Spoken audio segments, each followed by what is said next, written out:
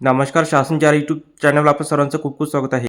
तर आताच्या घडीची सर्वात मोठी ब्रेकिंग न्यूज म्हणजे राज्य सरकारी कर्मचारीबाबत 8 मोठे अतिशय महत्त्वाचे शासन निर्णय निर्गमित. त्या संदर्भात इन्फोच्या माध्यमातून संपूर्ण अपडेट सविस्तरपणे पाहण्याला सुरू करूया. राज्य सरकारी अधिकारी आणि कर्मचारी संदर्भात दिनांक 17/4/26 रोजी 8 मोठे महत्त्वपूर्ण शासन निर्णय निर्गमित करण्यात आलेले आहे. सामान्य प्रशासन विभाग, सिव्हिल सहाय्यक व निवड श्रेणी लघुलेख यांना संबंधित पदावरील पदोन्नतीच्या नंतर प्रशिक्षणातून सूट देण्यास मंजुरी देण्यात आली आहे.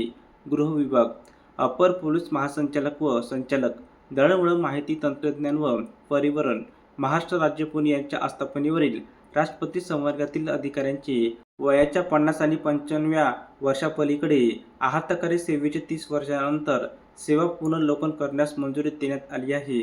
गृह विभाग, नक्षलग्रस्त गडचिरोली व गोंदिया जिल्ह्यातील विशेष अभियान पथक मधील पोलीस अधिकारी व अंमलदार यांना प्रोत्साहन C60 सेवा पदक घोषित करण्यास मंजुरी देण्यात आली आहे. सार्वजनिक आरोग्य विभाग, उपसंचालक आरोग्य सेवा मंडळ ठाणे व पुणे यांच्या अधिपत्याखालील ग्रामीण रुग्णालय, उपजिल्हा, जिल्हा रुग्णालय, सामान्य रुग्णालयातील दंतचिकित्सा विभागातील अस्थायी पदे पुढे चालू ठेवण्यास मंजुरी देण्यात आली आहे.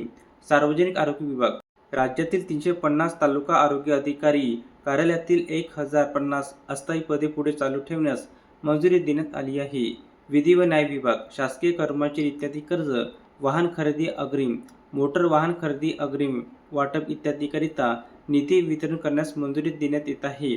सामान्य प्रशासन विभाग, महाराष्ट्र जीवन प्राधिकरण बेलापूर, नवी मुंबई या कार्यालयातील कक्षा अधिकारी आणि विशेष अधीक्षक ही पदे प्रतिनियुक्तीने भरण्यास मंजुरी देण्यात आली आहे. कौशल्य रोजगार उद्योजकता व नाविन्यता विभाग, कौशल्य विकास, रोजगार व उद्योजकता यंत्रणेतील सहाय्यक आयुक्त या संवर्गातून उप आयुक्त या संवर्गास पदोन्नती देण्यास मंजुरी देण्यात येत आहे. धन्यवाद.